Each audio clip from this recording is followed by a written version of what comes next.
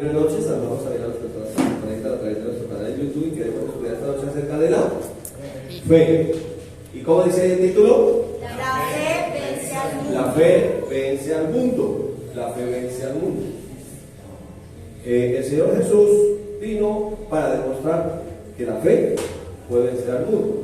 Cuando hablamos del mundo no estamos hablando simplemente del planeta Tierra o el globo terráqueo que está ahí girando alrededor del Sol, sino de un sistema, de una filosofía, de un pensamiento, de una forma de vida que tiene el mundo sin Cristo, que todos nosotros los cristianos conocemos como el anticristo, ¿sí? O el que es en contra de Cristo. En Juan, en el capítulo 16, Jesús habla sobre el Espíritu Santo. Entre otras cosas, Jesús les dice que les conviene, le dice a los discípulos, les conviene que yo me vaya, porque si no me fuera, el Consolador no vendría más, y me voy y lo enviaré. Cuando Él venga, Él convencerá al mundo de pecado, de justicia y de juicio. Y le dice, ustedes están tristes porque yo les digo que me voy, pero su tristeza se va a convertir en gozo. ¿Se acuerdan que el domingo hablamos del gozo un poquito? Sí. Bueno, entonces ya tenemos una idea de lo que es el gozo. Y hablamos del gozo como nuestra fortaleza. Si usted no lo ha visto y está ahí conectado al canal de YouTube, también puede ver esa enseñanza para ver de qué estaba hablando el Señor cuando dijo que la tristeza sería cambiada en gozo. ¿Listo? Entonces en el capítulo 16, el último verso es el 33, y vamos a hacer una breve enseñanza con este versículo 33. Ese versículo 33 que dice así, dice el Señor Jesús así, ayúdenme a leer. Dice, estas cosas os he hablado para que en mí tengáis paz. Entonces aquí el Señor, ¿qué quería que nosotros tuviéramos? Paz. Paz. Hace unos días también hicimos una enseñanza que se llama un reino de justicia, y hablamos un poquito de la justicia y de la paz, y nosotros este año 2022 estamos hablando mucho del reino de Dios, que es justicia, paz y gozo en el Espíritu Santo. Entonces aquí el Señor está hablando de paz. Recuerden que cuando Él dijo, mi paz os dejo, la paz os doy, pero yo no le doy la paz como el mundo se la da, no tengan miedo, ¿sí? No tengan miedo. Entonces dice, estas cosas os he hablado para que en mí tengáis paz. ¿Cuáles cosas? Que iba a venir el Espíritu Santo, que no se iba a dar huérfano, que la tristeza sería cambiada de gozo, que el Espíritu Santo sería uno como Él, que estaría en nosotros, no solamente con nosotros, sino en nosotros. Y luego agrega después del punto, en el mundo tendrán aflicción, que es contrario a la paz. ¿Sí? La aflicción es contrario a la paz, o lo que me roba la paz. Después de esos dos puntos, hay un pero. Dice, en el mundo tendrán aflicción. ¿Y dónde estamos? Pues en el mundo. ¿Dónde está la aflicción? Pues en el mundo. ¿Pero qué quiere el Señor? Que tengamos paz. Ahora dice, pero confiad. Hay otra palabra clave. Confiad. Dice Jesús, yo he vencido al mundo. Entonces vamos a tratar de mirar un poco, como buscando la clave, cómo es que vencemos al mundo. Porque Jesús venció al mundo y vino a demostrar que un ser humano puede vencer al mundo si se arma de fe, ¿sí? La fe como un arma que puede vencer al mundo, porque el mundo es un mundo de temor, es un mundo contrario a la fe, que de esa manera que el enemigo se mueve a través del temor. Entonces vamos a ver un poquitico aquí buscando como esa clave. Entonces lo primero que tenemos aquí es el propósito. ¿Cuál es el propósito con el cual Jesús le estaba hablando? Que tuvieran paz. Si usted hace memoria, el saludo hebreo siempre era shalom, y shalom es paz. Y uno aquí, pues en Colombia no se imagina paz, pues que no pase nada raro, que la tormenta a uno lo preocupe. Pero en el original, en el hebreo, esa palabra shalom, que fue traducida como paz, tiene mucho significado. Aquí, por ejemplo, tenemos 12 cosas que significa esa palabra shalom o paz. Significa, número 1, plenitud; 2, totalidad; 3, integridad; 4, salud; 5, bienestar; 6, seguridad; 7, solidez; 8, tranquilidad; 9, prosperidad; 10, perfección; 11, descanso; 12, armonía. Entonces, eso es lo que el Señor quiere que tengamos. Eso se llama una vida plena. Él dijo, yo he venido para que tengan vida y para que la tengan en abundancia. Entonces este es el propósito con el cual Él les habló. Pero hay entonces un problema, que es la aflicción que está ¿dónde? en el mundo. Está hablando de unas circunstancias en un mundo caído que está fuera de la voluntad de Dios. Entonces muchas veces cuando una persona está en aflicción, puede ser enfermedad, puede ser un pleito, tantas cosas que puede estar viviendo una persona en este mundo, la gente suele decir que es la voluntad de Dios, que esa aflicción es la voluntad de Dios. Pero la Biblia muestra que el mundo cayó y dice que el mundo está bajo el maligno. Es más, la Biblia dice que el diablo es el Dios de este mundo. Pablo le llamó el Dios de este mundo con minúsculas, o sea, quien gobierna este mundo. Jesús lo llamó el príncipe de este mundo, que también lo llama el príncipe de la potestad del aire, donde tiene su reino. Entonces, la aflicción es generada por un montón de circunstancias de un mundo caído que está fuera de la voluntad de Dios, o sea que va en contra de la voluntad de Dios. Cuando nosotros estudiamos la Escritura encontramos en Romanos 12:2 que la voluntad de Dios tiene 3 características. Dice que es buena, es agradable y es perfecta. Pero antes del versículo 2 está el 1, que es revelación, que dice que debemos presentar nuestros cuerpos en sacrificio vivo, santo, agradable a Dios, que es nuestro culto racional. Y el 2, antes de hablar de esas 3 características de la voluntad de Dios, dice que debemos transformar o cambiar nuestra manera de pensar, ¿sí? Que no debemos tener el mismo molde del mundo, sino que tenemos que ser renovados a través de la renovación o cambio de la manera de pensar, para que comprobemos esa voluntad de Dios, que no es esa. La voluntad de Dios no es que uno esté afligido, sino que tenga paz. Entonces, estamos buscando la clave. ¿Cuál es la clave? La clave está en la tercera palabra subrayada. La clave es fe, que está aquí como confianza. ¿Qué produce la fe? Paz. ¿Sí? Entonces la fe, que en Hebreos 11 dice que es la certeza de lo que se espera, la convicción de lo que no se ve. Dice que por la fe alcanzaron los antiguos buen testimonio, que por la fe vencieron ejércitos impetuosos, apagaron fuegos, cerraron bocas de leones, las mujeres recibieron a los muertos mediante resurrección. O sea que pudieron en medio de las circunstancias difíciles experimentar paz. Porque la paz no es la ausencia de conflicto, sino en medio del conflicto podemos tener esa plenitud que Dios da. Pero solamente se encuentra a través de la clave que es la fe. Entonces, ¿la fe qué hace? Vence al mundo, o vence este sistema de pensamiento a través del cual el mundo, bajo la potestad del enemigo, se fue. Lo contrario a la paz, entonces sería, a la fe, perdón, sería el temor. Si la fe produce paz, el temor trae aflicción. ¿Sí? Eso es muy práctico. Eso es algo que todos nosotros sabemos, no es ninguna revelación, pero es algo que sí necesitamos recordar, porque es una verdad que uno todos los días necesita vivir, porque todos los días habrá circunstancias de una o de otra índole. Pueden ser personales, familiares, sociales, laborales, pueden ser de salud, pueden ser relacionales, cualquier tipo de circunstancias. ¿Qué pretende el enemigo con eso? Robarnos la paz. Acuérdense la tríada del enemigo, Juan 10:10, que Jesús revela: yo he venido para que tengan vida, para que la tengan en abundancia.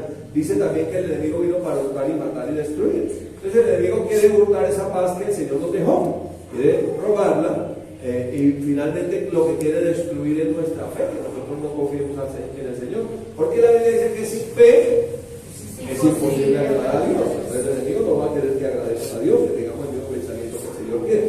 Por eso es curioso, cuando usted estudia las cartas del apóstol Pedro, va a encontrar que nos aconseja que nos armemos del mismo pensamiento que hubo en Cristo Jesús. Entonces la fe es un arma con la cual nosotros peleamos. Es un arma defensiva. Dice, la Biblia habla del escudo de la fe cuando habla de la armadura de Dios. La fe es un arma que puede tener esos pensamientos que el enemigo trae para tratar de robar la paz, porque él no puede robarla entrando y sacando simplemente, porque acuérdense que lo que el enemigo es un timador. Sí, lo hemos estudiado también. O sea, no es que vienen los trajes y dicen, no sé lo que quiere, suelte. No, él no puede hacer eso.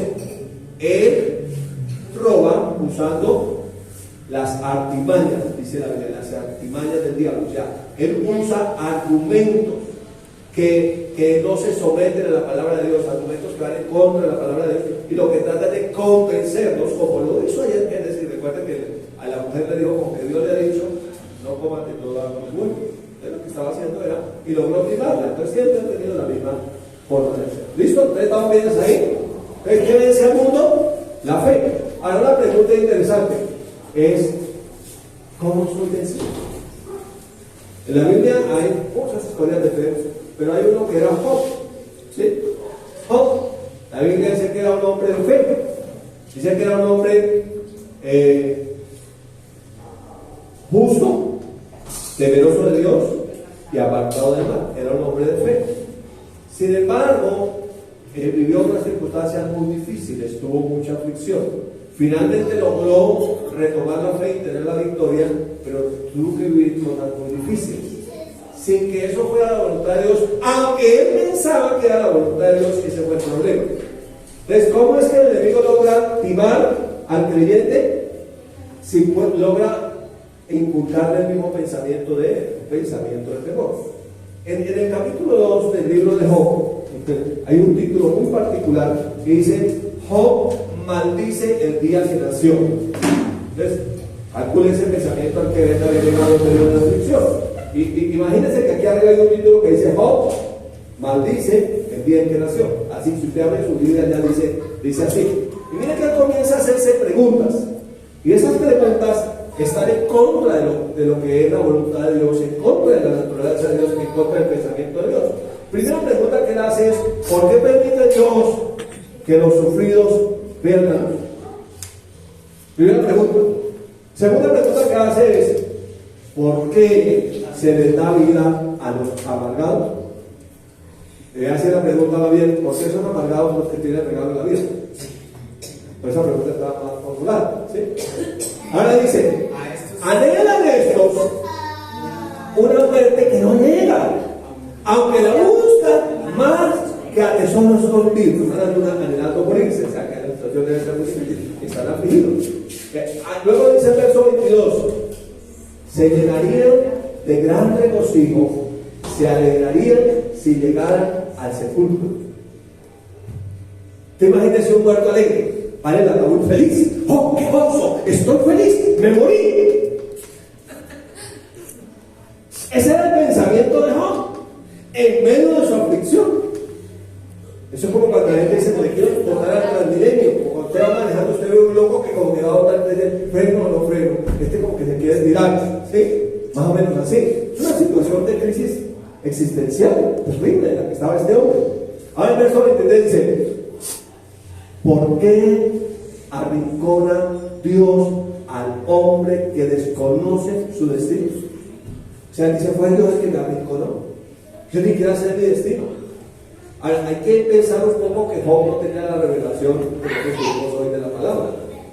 Pero a veces hay cristianos que tienen esta misma doctrina. Ya en este tiempo. Y toda la voluntad de Dios y todo lo hizo Dios. No, hay cosas que el enemigo hace y que no son la voluntad de Dios. Finalmente el verso 24 dice: antes que el pan me llegan los suspiros. Algo así como ¿sí? Algo así. Dice: mis gemidos se derraman como el agua. Yo estaba llorando. Ahora, una cosa es hablar desde aquí, mirando la escritura de lo que sucedió, y otra cosa es toda la tragedia de Job. Léase todos los 44 capítulos, 41, 44 capítulos, no estoy seguro, son 44. Y mira el final, porque a veces algunos se quedan solamente mirando la tragedia de Job, pero no miran el final.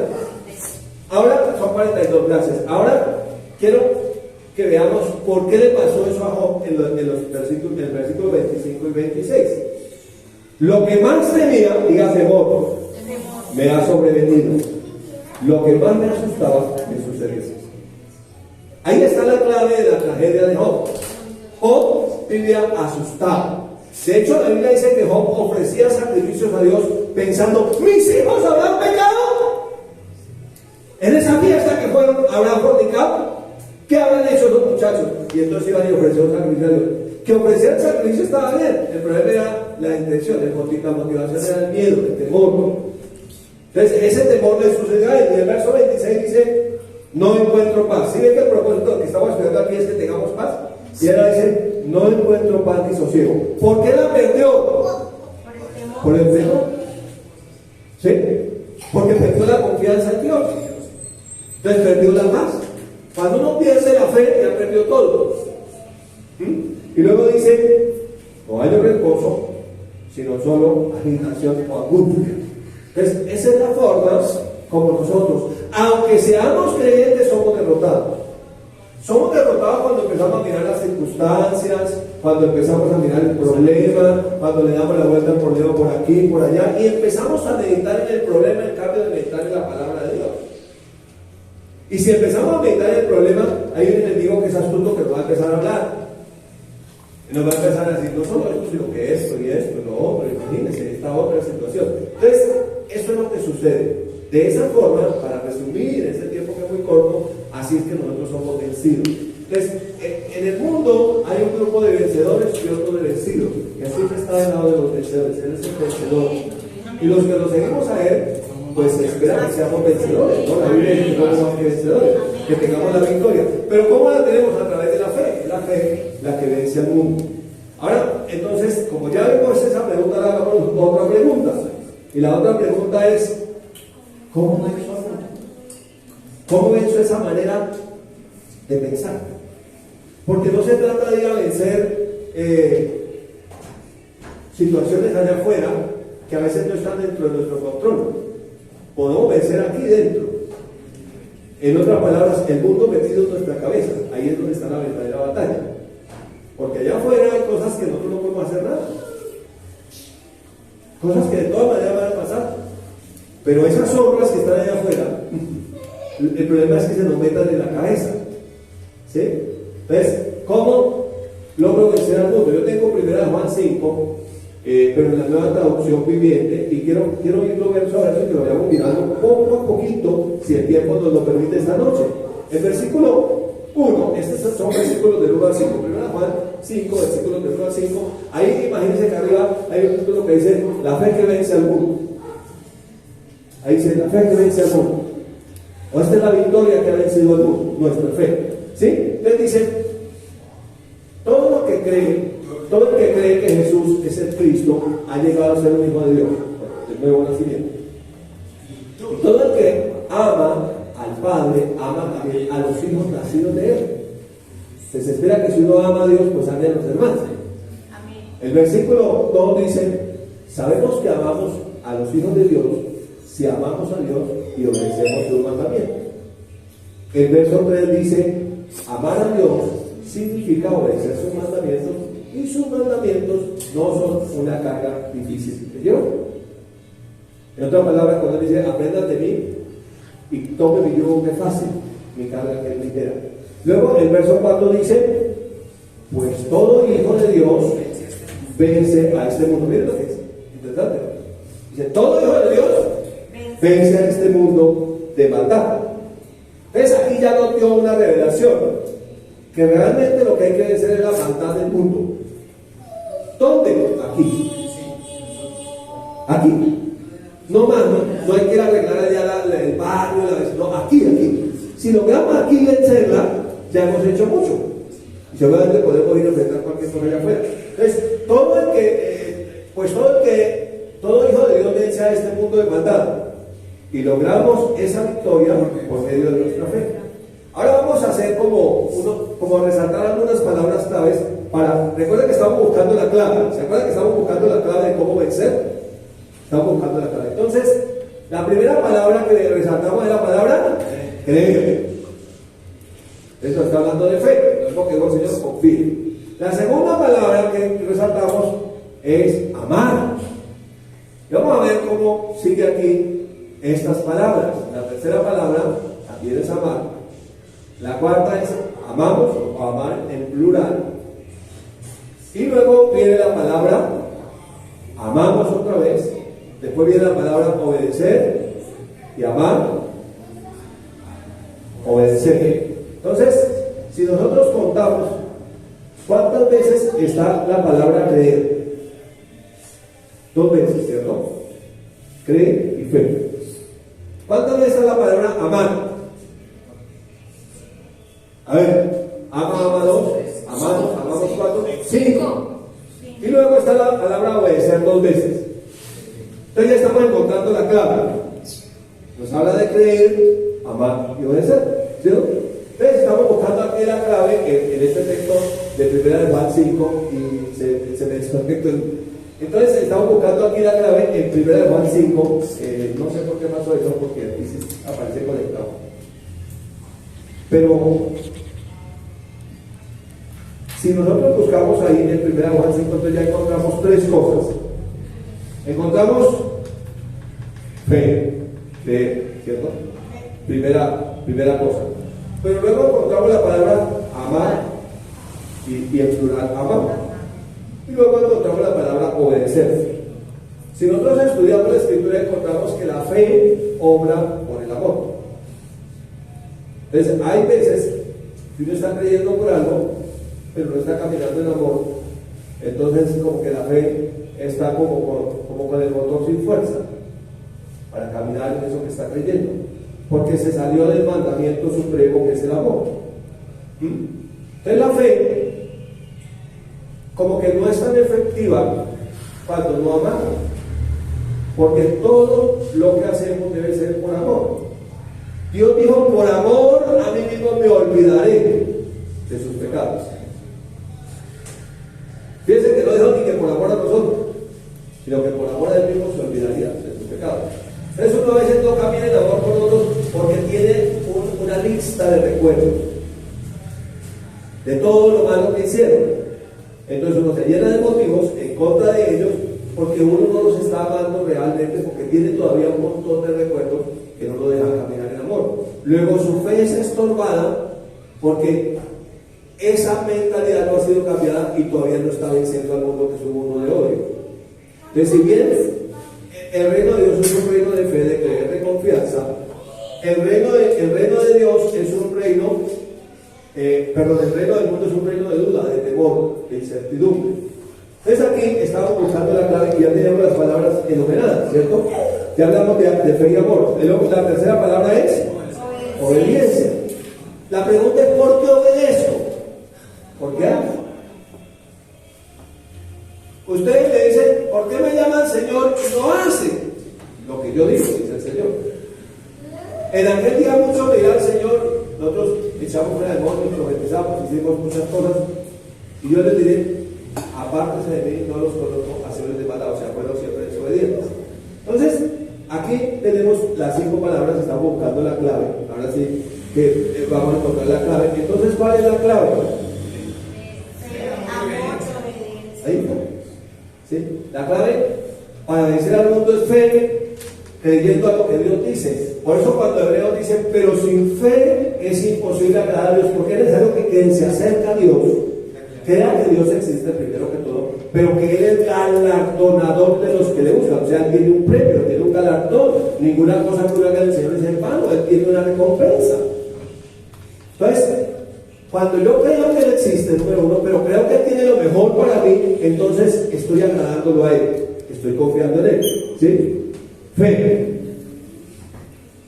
Porque no nos ha dado Dios espíritu de cobardía, sino de poder, de amor y de dominio propio. Entonces, la fe obra por el amor. ¿Cómo obra? Obedeciendo. ¿Sí? El diccionario de creer no empieza con A, B, C, D, sino obedecer. Entonces, ahí cuando nosotros miramos la escritura, nos está dando la clave de cómo es que nosotros vencemos al mundo. ¿Cómo entonces somos derrotados? Cuando tenemos fe a la inversa. ¿Qué es fe a la inversa? Temor. Temor es que, creyendo lo que dice el diablo, que es la filosofía del mundo. No es usted, eso, por ejemplo, va al médico y él va diagnóstico: no, eso usted se va a morir de eso usted no se va a levantar, y ahí no va a salir. Entonces, ahí hay un mensaje.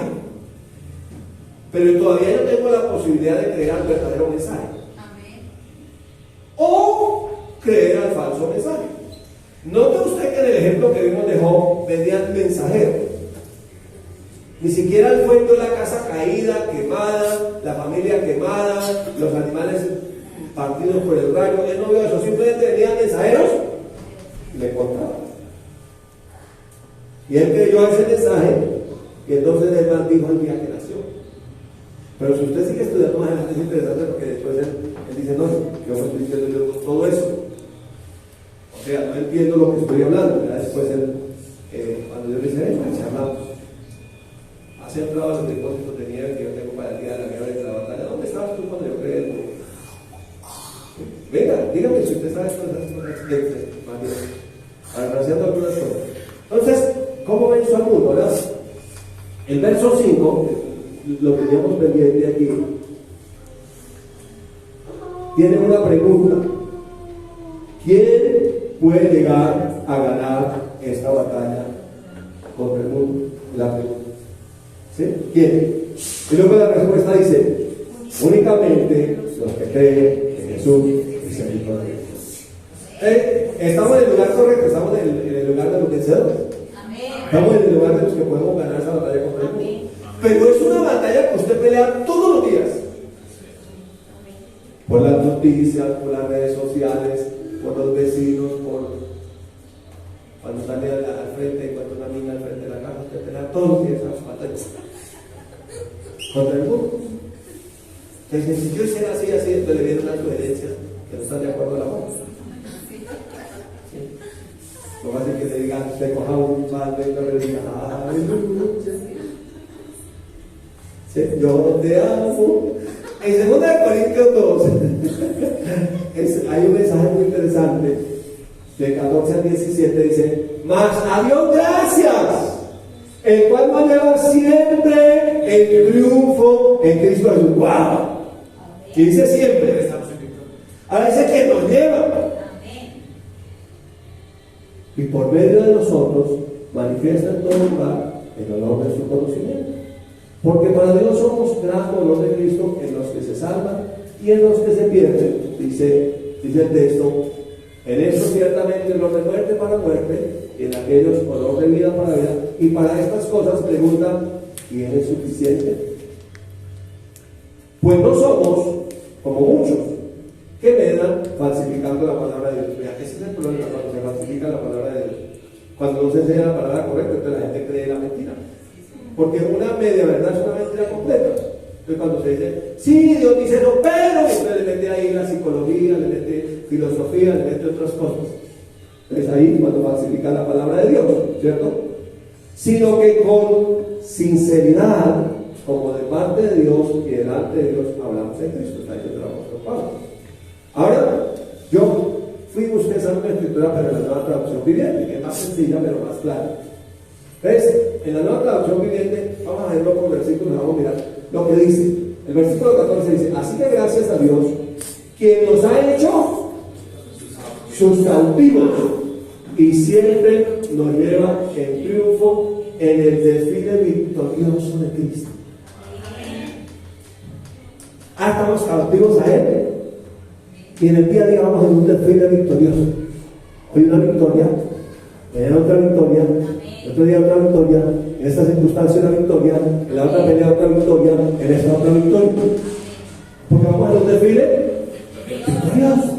Y luego dice que ahora ya en Cristo nos usa para difundir el conocimiento de Cristo por todas partes como fragante perfume. O sea que aparte que somos victoriosos, olemos ricos. Olemos a lo que somos ricos en los enriquecidos. Mirando un poquito esto, en el contexto en que el apóstol Pablo lo escribe en esa época, como en Roma, el rey de esa época, porque los reyes iban a la pelea, a las batallas con sus ejércitos, como el rey en Roma celebraba una victoria. Recuerde que Roma fue un imperio muy grande que tomó muchas naciones y cautivó muchos reyes y conquistó muchos territorios. Entonces el apóstol Pablo, por inspiración del Espíritu Santo, yo creo que tuvo el pensamiento de cómo eran los desfiles triunfales de los reyes en Roma en esa época, y él escribe eso. Y entonces mire cómo hacían esos reyes. No sé si alcanza a notar muy bien en la imagen, pero le he colocado un poquito de esto para que usted pueda un poco entender el contexto de lo que está hablando el apóstol Pablo. El día de su triunfo, el general lucía una corona de laurel y una toga de púrpura bordada en oro, que lo identificaban como monarca divino. Así decían, este es el rey divino. ¿Sí? Entonces decía, ya. Entonces se vestía de esa manera y luego salía, ¿sí? Y desfilaba montando un carro tirado por 4 caballos por las calles de Roma con su ejército sin armas, los prisioneros y el botín. Se ha quedado una exhibición de la conquista que había tenido. Palabras más nos está diciendo la Escritura que la iglesia de Jesucristo en esta tierra es un desfile como Jesús, como el Rey Divino, el comandante general con su vestido real y nosotros detrás de él como ese desfile triunfal y toda la gente nos está viendo. Amén. Real, en Hebreos 12 dice que hay una gran nube de testigos que nos están observando. Entonces, y ahí llevamos ese ejército que ya no es un ejército que va a conquistar algo, sino es un ejército sin armas. Pero además ¿qué lleva? Los prisioneros del botín. O sea que el enemigo es un prisionero y el botín lo tenemos nosotros. Porque el Padre nos ha dado todas las cosas que pertenecen a la vida y a la piedad, por medio del cual nos ha entregado preciosas y grandísimas promesas para que pueda llegar a ser participantes de la naturaleza divina. Entonces, eso es lo que somos como iglesia. Eso es lo que nosotros necesitamos entender, que nosotros no somos las víctimas. Amén. Nosotros no somos los pobretos, nosotros somos los victoriosos. Sí, amén. Nosotros no somos los vencedores. Y todos los días estamos haciendo esa exhibición y el Señor va delante de nosotros. Dice que Él nunca nos deja, que Él jamás nos desampara, que permanece fiel a nosotros. Entonces cuando nosotros miramos, y si nos miramos en el espejo de la palabra de Dios y nos vemos así y empezamos a llamarnos así como victoriosos, bendecidos, como gente que tiene esa bendición de tener victoria en todas, es que no pierde una ni empata ninguna, ya tiene la victoria asegurada. Entonces seguramente vamos a ver grandes cosas ocurriendo en lo natural, porque lo hemos llamado desde lo espiritual, que se manifieste en lo natural, eso que ya somos. Sigamos leyendo el texto entonces, después de haber colocado este breve ejemplo en 2 Corintios 2. Dice, nuestras vidas son la fragancia de Cristo que sube hasta Dios. Miren las vidas de nosotros. Las vidas de nosotros huelen a Jesús resucitado, huelen a Jesús glorificado, huelen al Rey de Gloria y sube esa fragancia hasta Dios. Dice, pero esa fragancia se percibe de una manera diferente por los que se salvan y por los que se pierden. Solamente es una percepción diferente cuando te odian. ¿Ves? No has perdido nada. Solamente que los que se pierden tienen una mala percepción de las cosas buenas de Dios y por eso lo llaman malo. Pero simplemente la percepción de ellos, ¿por qué? Porque están perdidos. Cuando le hablan la buena noticia, como él se pierde, entonces te ofrece la buena noticia. Y miren cómo comienza diciendo que hay esa percepción en los dos lados. Dice el verso 16. Para los que se pierden, somos un espantoso olor de muerte y condenación. Pues está bien. Para los que se pierden, por eso no somos. O sea, es como cuando un indigente así podrido se le para a uno al lado. ¡Quítate ahí! Un espantoso olor de muerte y condenación somos para los que se pierden. Por eso no somos. Pues nuestra razón tiene que ser. ¿Saben por qué no saben? Porque somos esos victoriosos. Es que no andamos sin dolor. De todo lado hay un dolor. Pero es como lo perciben ellos. No les gusta ese perfume del cielo. Les recuerda que están muertos y condenados. Entonces eso es lo que se nos hace sentir mal. Ahora, pero para aquellos que se salvan, somos un perfume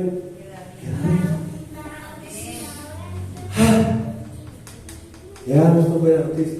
Llegó la vida de Dios. Por eso lo aman a uno. ¿Sí? Esa es la percepción del que se salva. Ahora miren la pregunta. ¿Y quién es la persona adecuada para semejante tarea? Y quiero decirle quién es la persona adecuada para semejante tarea. Tú que estás ahí viendo el video, eres la persona adecuada para semejante tarea. ¿Por qué? Porque Dios te escogió. Porque Dios puso el perfume. Porque Dios tiene la victoria. Amén. Porque Cristo está en ti. Amén. Entonces tú eres la persona de paz para semejante tarea. Amén. Tarea que los ángeles anhelaron hacer, pero no se les permite. Por eso note que cuando Cornelio necesita ser salvo, toda su familia, un ángel le habla. Bueno, pero si el ángel le habla, ¿por qué no le predicó? No le dijo, vaya a tal lugar, a la casa de Simón el Curtidor, a la calle que llaman derecha, y busca a un tal Pedro. Ese le va a decir cuál es el camino de salvación. Porque los ángeles no tienen, ellos anhelan, pero no se les permite. Nosotros somos las personas elegidas para ser ángeles. Amén. Nosotros no somos los que pasamos por este mundo dejando una huella tremenda. Pero una huella tremenda, muy tremenda. Ahora, versículo 17. Ya ven, no somos como tantos charlatanes que predican para provecho personal. Pero debe cuando empieza a predicar a ver quién le da más o menos. Ese es un charlatán. Venga, escuchen una energía, ¿no? ¿Quién quiere la opción que yo tengo? Venga, siempre lo dicho aquí. Es un charlatán.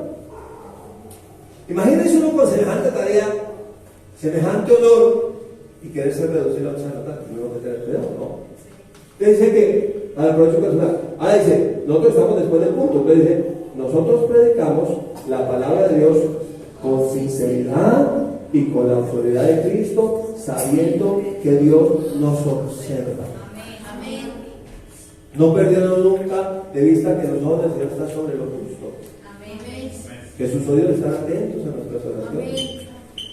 Que Él está viendo, va a ver a mi hijo en el desfile victorioso de hoy, en el desfile victorioso, cada día, en el desfile victorioso. Y Él está dificultad, pero ya sabe cuál es el final. Él sigue en su desfile victorioso, no se tiene a pensar eso. Él está corriendo esa buena carrera. Cuando el apóstol Pablo habla, básicamente Jesús aquí en el capítulo 16 dice, yo he vencido al mundo, es, si se me permite parafrasearlo en palabras del apóstol Pablo, es, he acabado la carrera, Amén. he guardado la fe, he peleado la buena batalla, por lo demás me está preparada la corona incorruptible de justicia, que Dios, el buen justo, tiene a todos los que amamos su venida. Entonces, fíjense que Pablo dijo, yo invito a Jesús, y terminó en victoria como Jesús. Pero Juan, que está escribiendo aquí, y que escribe el Evangelio de Juan que estamos leyendo, y que escribe la carta de primera de Juan que leímos, también obtuvo su victoria cuando ya en la isla de Pablo, después de ser viejito, vio la gloria de Dios y tuvo la revelación de Jesucristo glorificado y de tiempos por venir en ese desfile victorioso que trasciende de este mundo a la eternidad. ¿Sabe cómo va a terminar este desfile victorioso? Con un salto que llama el rapto de la iglesia. Caminando muy por encima de las aflicciones, de las circunstancias de este mundo caído, que está fuera de la voluntad de Dios. Entonces, a nosotros mirando la escritura nos gozamos, y quiero cerrar con el mismo versículo, aunque abrimos, porque el tiempo de televisión es corto. La fe, entonces, ¿qué hace la fe? Pero no pensemos con la fe, como la fe por allá guardada en una Biblia, la fe por allá en Pablo, en Pedro, la fe por allá en hombres de la antigüedad. Pensemos como la fe, esa misma fe en ti.